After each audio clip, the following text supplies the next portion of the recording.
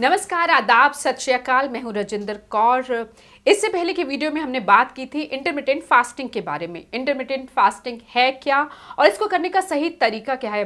उम्मीद करती हूँ आपने वो वीडियो ज़रूर देखी होगी। और आज के इस एपिसोड में इंटरमिटेंट फास्टिंग को लेकर जो मिथ्स हैं उन्हें दूर करने की कोशिश करेंगे। हमारे साथ एक्सपर्ट डॉक्टर मौजूद हैं, डॉक्टर ममता गुप्ता। बहुत बहुत स्वागत हमारे इस शो में डॉक्टर ममता।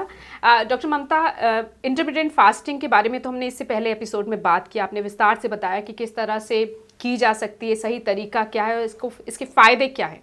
लेकिन कुछ मिथ्स हैं इंटरमिटेंट फास्टिंग को लेकर। मेरे जहन में जो सबसे पहला सवाल ये आता है कि क्या जो लोग बीमार होते हैं, जो डायबिटिक पेशेंट हैं या जो बच्चे हैं या किसी तरह की कोई बीमारी है, क्या वो इंटरमिटेंट फास्टिंग कर सकते हैं? ये बहुत अच्छा सवाल है। इसमें इंटरमिटेंट फास्टिंग सब लोग कर सकते हैं, लेकिन जो डायबिटिक पेशेंट्स होते हैं जिनको हाइपोग्लाइसीमिया के एपिसोड्स होते हैं, जैसे कभी आपने सुना होगा कि डायबिटिक पेशेंट्स का कभी शुगर बहुत ज़्यादा हो जाती है, कभी बहुत कम हो जाती है, उन लोगों को ये नहीं करना चाहिए। अदरवाइज़ कहते हैं कि इंटरमिटेंट फास्टिंग टाइप 2 डायबिटीज़, जो कि आजकल प्रोसेस्ड फूड खाने के कारण हुई है, उसको ट्रीट करने में इंटरमिटेंट फास्टिंग का बहुत अच्छा रोल है। बट जो डायबिटिक पेशेंट्स हाइपोग्लाइसीमिया में चले जाते हैं, उनको इंटरमिटेंट फास्टिंग नहीं करनी चाहिए। जो हार्ट डिजीज़ के पेशेंट्स हैं उनको नहीं करनी चाहिए। जो एल्डरली पेशेंट्स हैं जिनकी एज ज़्यादा है, 65-70 प्लस है, उनको नहीं करनी चाहिए। और बच्चों को नहीं करनी चाहिए। देन जिनको कोई ईटिंग डिसऑर्डर्स है, 18 साल से कम है, हाँ, उनको नहीं करनी चाहिए, बिकॉज उनके वो ग्रोइंग ईयर्स होते हैं, तो उनको फास्टिंग पीरियड में फिर उनकी ग्रोथ, कभी कभी ग्रोथ स्पर्ट्स रुक जाते हैं। देन जो पेशेंट्स होते हैं, जैसे कि कोई भी क्रॉनिक डिजीजेज होती हैं, कोई कैंसर्स होते हैं, उनको नहीं करना है। या जो पेशेंट्स जिनको ईटिंग डिसऑर्डर्स होते हैं, जैसे कि एनोरेक्सिया, बुलिमिया, जिनको ज़्यादा खाने की या ना खाने की, या जिनको खाने के बाद वॉमिटिंग करने की, आपने सुनी होगी ऐसी बीमारियां, उन लोगों को इंटरमिटेंट फास्टिंग नहीं करनी चाहिए। अंडरवेट लोगों को इंटरमिटेंट फास्टिंग नहीं करनी चाहिए। और जिनको स्लीप डिसऑर्डर्स है, बिकॉज इससे कभी कभी स्लीपिंग पैटर्न डिस्टर्ब भी हो जाता है किसी का, या जो कुछ साइकेट्रिक पेशेंट्स हैं, उनको भी इंटरमिटेंट फास्टिंग नहीं करनी चाहिए। सो ये कुछ है जिनको इंटरमिटेंट फास्टिंग, इन लोगों में हमें प्रेफर नहीं करनी चाहिए कि हम इनको ये प्लान्स बताएं। अच्छा, एक सवाल ये जहन में आता है कि क्या वर्कआउट किया जा सकता है, एक्सरसाइज की जा सकती है? इसमें लोग सोचते हैं कि फास्टिंग में हमें एक्सरसाइज नहीं करनी चाहिए।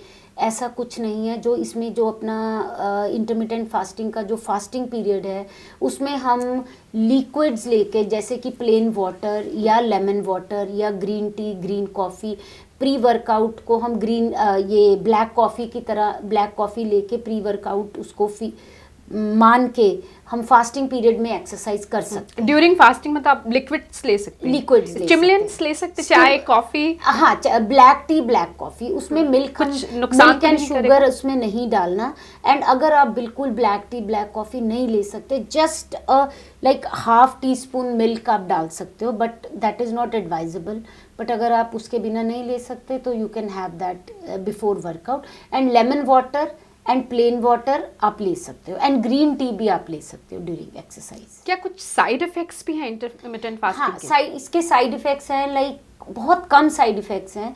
कि फास्टिंग पीरियड में एक तो कुछ लोग हंग्री फील करते हैं, जिनका बहुत ओवरवेट होते हैं, तो वो जैसे शुरू में होते हैं ये साइड इफेक्ट्स, लेटर ऑन ये साइड इफेक्ट्स की आपको आदत पड़ जाती है। You don't feel much, you feel weak, lethargic, tiredness, और कभी कभी डिजी भी फील करते हो। सो अगर इनमें से कुछ भी आप फील करते हो ड्यूरिंग द फास्टिंग विंडो, आप लिक्विड्स ले सकते हो। एंड कीप अपना पानी और नींबू पानी आप हमेशा अपने पास अवेलेबल रखें, कि जब भी आपको लगे you can have it. Because कभी कभी जब डिहाइड्रेशन भी हो जाती है, एंड आप फास्टिंग में, कुछ लोग सोचते हैं कि बस कुछ ही नहीं खाना, फास्टिंग ही रखना है, तो वो लैक ऑफ वाटर के कारण, वो डिहाइड्रेशन के कारण हेडेक्स हो जाते हैं। So if we take precaution, तो इंटरमिटेंट फास्टिंग के कोई साइड इफेक्ट नहीं। कुछ क्या सप्लीमेंट्स लिए जा सकते हैं? हाँ, सप्लीमेंट्स आप इसमें ले सकते हो ड्यूरिंग द फास्टिंग पीरियड, कोई भी ले सकते हो। बट जो फैट सॉल्युबल सप्लीमेंट्स है, जैसे vitamin A, D, E and के है, इनको हमने ड्यूरिंग द ईटिंग विंडो लेना है, बिकॉज जो फैट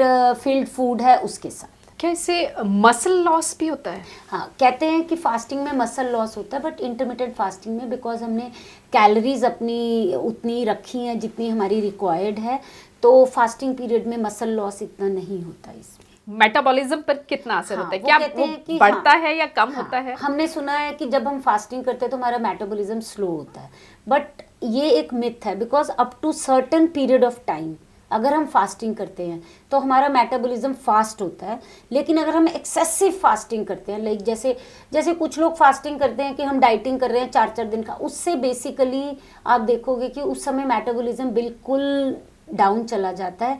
एंड जैसे ही वो लोग फास्टिंग के बाद कुछ भी खाते हैं, बिकॉज मेटाबॉलिज्म स्लो होता है, तो they end up having weight gain. हाँ। बट इंटरमिटेंट फास्टिंग में बिकॉज हम regular interval of fasting and regular interval वो ऑफ शायद बॉडी को आदत पड़ जाती है। बॉडी को आदत पड़ जाती है and we are doing it with a discipline. Fasting period जैसे ही हमारा ईटिंग विंडो शुरू होता है, हम उसमें adequate amount of protein, fat and carbs लेते हैं, तो इसलिए ना हमारा मसल लॉस होता है, ना हमारा मेटाबॉलिज्म डिक्रीज होता है, और ना ही हमारे बॉडी को कोई साइड इफेक्ट। अब पिछले कई सालों से इंटरमिटेंट फास्टिंग की सलाह दे रही हैं अपने पेशेंट्स को, कितना फर्क और फायदा, और लोग कितना उस पे काम कर पाते हैं, कितना सक्सीड हो पाते हैं? मैंने तो मेरे को 23 इयर्स हो गए वेट लॉस के पेशेंट्स को देखते हुए। I have seen only one thing, जो दूसरा है कि आपको 2 दिन की डाइट बता रहे हैं, 3 दिन की डाइट बता रहे हैं, उसमें पेशेंट कुछ लर्न नहीं करते। इंटरमिटेंट फास्टिंग में वो अपने हिसाब से अपने डाइट प्लान बना सकते हैं, अपने हिसाब से खा सकते हैं, and every one is very happy. शुरू में they feel like dizzy, lethargic, but उनको हम सप्लीमेंट्स देते हैं। सप्लीमेंट्स के साथ जो भी बॉडी में जब हम नेगेटिव डाइट बैलेंस करते हैं, जो भी उसके कारण कुछ साइड इफ़ेक्ट्स होते हैं, वो हमारे सप्लीमेंट्स उनको कवर कर लेते हैं। And in the end they are so happy patients, because they say कि हम इसको लाइफ लॉन्ग कर सकते हैं and it is so easy. और हमें बेस्ट पार्ट इज कि कहीं पे जाना नहीं पड़ता और कोई पैसे नहीं खर्चने पड़ते। It is intermittent fasting is free of cost weight loss, सब अफोर्ड कर सकते हैं, बस आपको अपना विल पावर मजबूत करना होगा। विल पावर भी ये आपने कभी किया नहीं है इसलिए आपको विल पावर लग रहा है। It is not much of a will power, it is basically a lifestyle.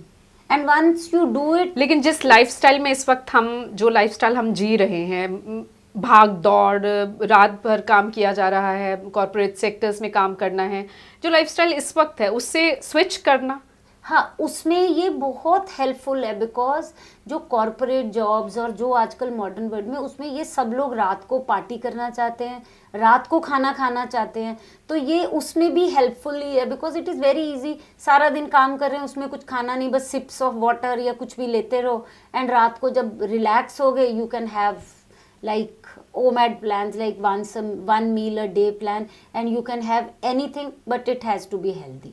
You have to open your fasting period with a healthy food, not like you have to binge on burgers and pizzas. वो फिर that is not intermittent fasting. You have to take whole foods. अच्छा, एक सवाल ये भी उठता है कि कहते हैं कि ब्रेकफास्ट ज़रूर करना चाहिए, ब्रेकफास्ट स्किप करेंगे तो आप काम कैसे करेंगे दिन भर में? ये लाइक हमको ये कहा जाता था you should have breakfast like a king, right, and dinner आप मिस करो। बट जो मॉडर्न वर्ड है इसमें आप देखोगे, आप किसी का भी डिनर अगर स्किप करवाते हो, वो ये डाइट प्लान को सिर्फ 1 मंथ या 2 मंथ फॉलो कर सकता है, उसके बाद they go back to their original plan. And सुबह सब लोग काम के लिए लेट हो रहे होते हैं, तो उनको अगर हम ब्रेकफास्ट ओमिट करने को बोलते हैं, दे आर सो हैप्पी कि सुबह उठ के कुछ नहीं करना, they have to get ready and go to their jobs. And रात को जब वो रिलैक्स कर रहे हैं, they really want to eat, हम उसी टाइम उनको खाने को बोल रहे हैं, तो they are like it is win win for them in all ways. अब आखिर में एक सवाल कि इंटरमिटेंट फास्टिंग का सबसे बेहतर तरीका क्या है कि वो मददगार साबित हो बेस्ट रिजल्ट्स के? हाँ, इंटरमिटेंट फास्टिंग को अगर हम 100% सक्सेसफुल बनाना चाहते हैं, इसमें है like we should talk once to our doctor या dietitian, whatever you want to go, तो वो आपके हिसाब से एक बार आपका प्लान बना देंगे। तो फिर उसमें आपको पेशेंस भी रखनी पड़ेगी, उसको आपको फॉलो भी करना पड़ेगा, उसमें आपको डिसिप्लिन भी रखना पड़ेगा।